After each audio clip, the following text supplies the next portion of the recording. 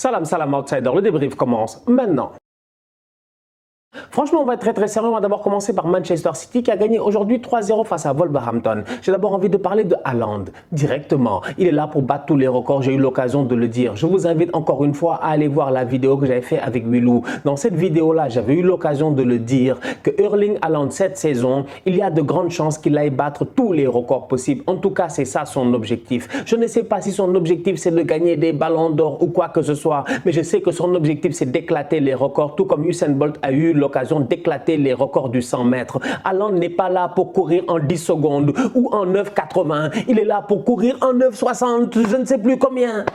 Il n'a pas le temps. Il a 10 centièmes de seconde, 20 centièmes de seconde d'avance sur tout le monde. Aujourd'hui, face à Wolverhampton, Erling Haaland a claqué son premier but en dehors de la surface de réparation cette saison, si je ne me trompe pas. Il est à l'extérieur de la surface. Il part, il l'enchaîne sur une frappe croisée. La frappe, elle est pourrie, mais le ballon finit par rentrer. Haaland, il est dans cette efficacité-là. Il a eu l'occasion de le dire cette semaine. Il est là pour claquer 5 buts dans un match en ayant touché 5 ballons.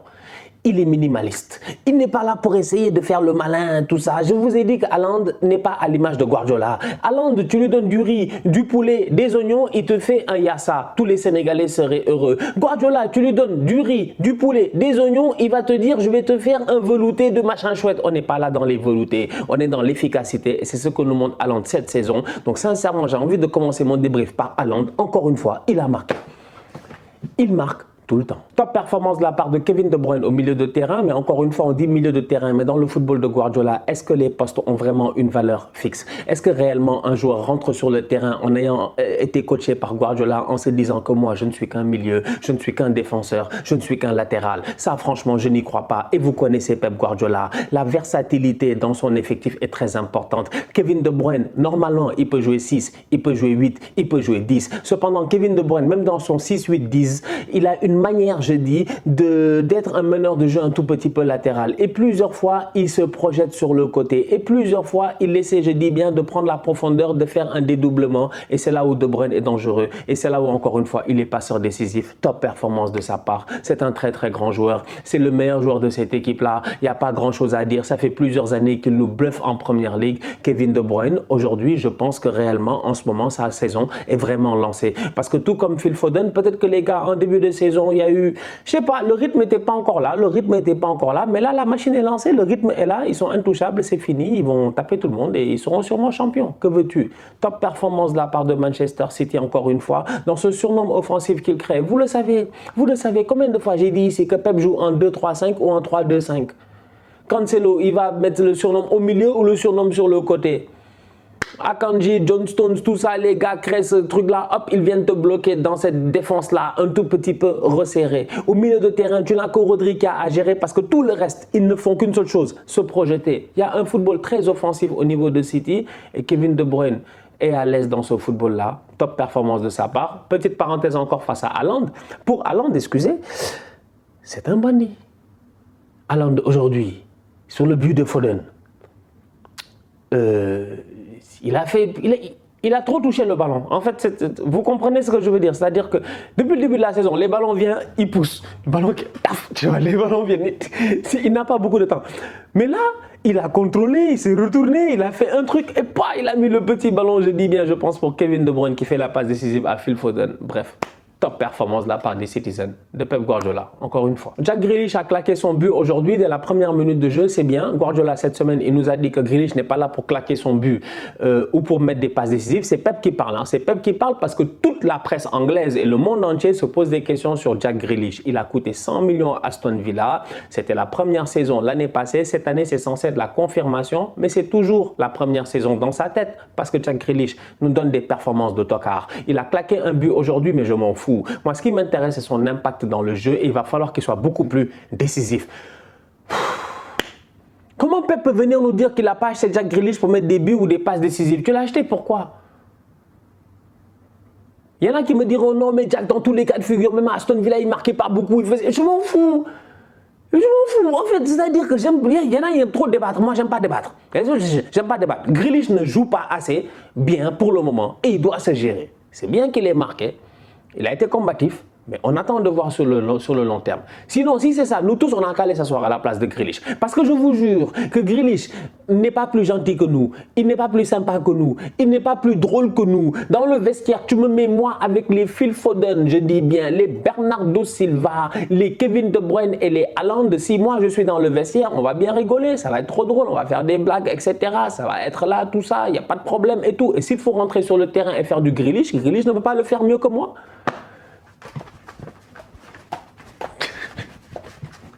Jack, gère-toi. Jack, fais un effort.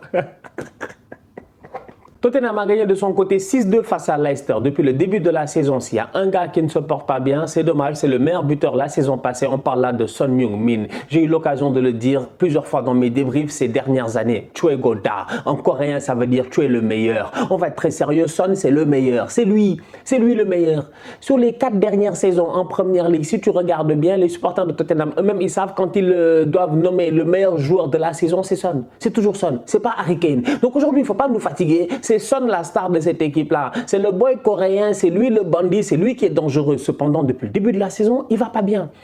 Il ne marque pas de but. Et le problème avec les Coréens, franchement, toute honnêteté, c'est qu'un boy comme ça, qui a fait le service militaire, qui était le meilleur sniper, si je ne me trompe pas, lors du service militaire, un truc comme ça, eh ben, un boy comme ça, il ne faut pas sous-estimer sa détermination et son ego. Son ego a été touché aujourd'hui quand Conte est venu le mettre sur le banc. Tottenham doit jouer, Son est sur le banc. Son, il rentre, il fait une masterclass, triplé en une mi-temps. Il n'a pas le temps. Et même le temps n'avait pas de temps pour lui, franchement. Je te dis que avec des enroulés, des frappes, mais des buts extraordinaires. Top performance de la part de Son Heung-min. Tottenham est une équipe qui, cette saison, franchement, j'ai eu l'occasion de le dire, c'est eux qui me font peur. Parce que les City, les Liverpool, les Chelsea, les United, toutes ces équipes-là sont prévisibles. Je m'en fous de ces équipes-là. Celui qui passera devant Arsenal, il n'y a pas de problème. Mais Tottenham est un problème pour moi. Parce que Tottenham, la saison passée, si tu regardes bien, toute la saison, ils sont derrière West Ham, derrière Arsenal. Toute la saison, on est devant eux. À part les 3 premiers matchs qu'Arsenal avait perdus, Arsenal était devant Tottenham. Mais Antonio Conte a une manière de gérer un effectif. Il a une manière de galvaniser des boys pour qu'ils aillent en guerre. Et ils sont capables au dernier moment de te surprendre. Et c'est comme ça que Tottenham a fini en Ligue des Champions. Mais toute la saison, Arsenal était devant. Tottenham a fini en Ligue des Champions. Cette année, ils sont là, ils traînent dans les places là. Il ne faut pas faire les fous jusqu'à ce qu'ils finissent champions. C'est une équipe qui est capable aujourd'hui de nous fatiguer. Conte a l'effectif qu'il faut, mais il a aussi recruté les joueurs qu'il fallait au bon poste. Højbjerg, il est très bon, mais que dire de Bentancur? Franchement, la Juve aujourd'hui. Mais la Juve, c'est les plus grands tocards de l'histoire. En fait, un jour, on va parler de ce club-là. Moi, j'ai même pas envie d'en parler, en fait. Là, parler de la Juve ne m'intéresse pas parce que ça, c'est un club tous les bons joueurs. Il laisse partir que des bons joueurs. Là où Pep laisse partir que des tocards, sauf les boys qui vont à Arsenal, lui, il laisse partir que des bons joueurs. Cancelo, Bentancur. Mais c'est pas possible. Bentancur, il est arrivé, mais c'est un boss dans ce milieu de terrain-là. Il est au top aujourd'hui. Top performance de sa part. Il est excellent. Récupération, pression, tout. Tottenham est une équipe qui sait défendre. Antonio Conte, vous savez que tout son problème, c'est de savoir défendre. Donc aujourd'hui, dès que tu as réglé ce problème-là et que ton équipe a une certaine assise défensive, offensivement parlant, si les boys sont en forme, ça peut se gérer. Tottenham gagne aujourd'hui 6-2 face à Leicester. Top performance de la part de Harry Kane, top performance de la part de Son, top performance de la part de Bentancur, top performance globalement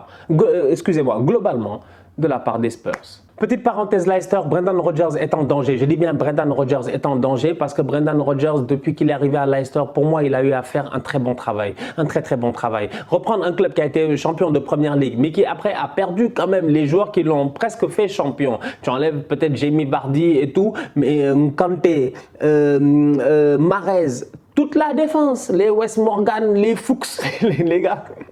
Vous avez juste oublié, mais nous on n'a pas oublié, c'était une équipe de bandits. Ay Fuchs, ay Wesley Morgan, comment il s'appelle Morgan, comment il s'appelle, ouais, le grand là, j'ai oublié. Mais une vraie défense de guerrier. Schmeichel, c'était une équipe franchement assise défensive, long ballon, dégagement de Schmeichel, déviation, Vardy est parti, l'autre a contré Mahrez, Drinkwater.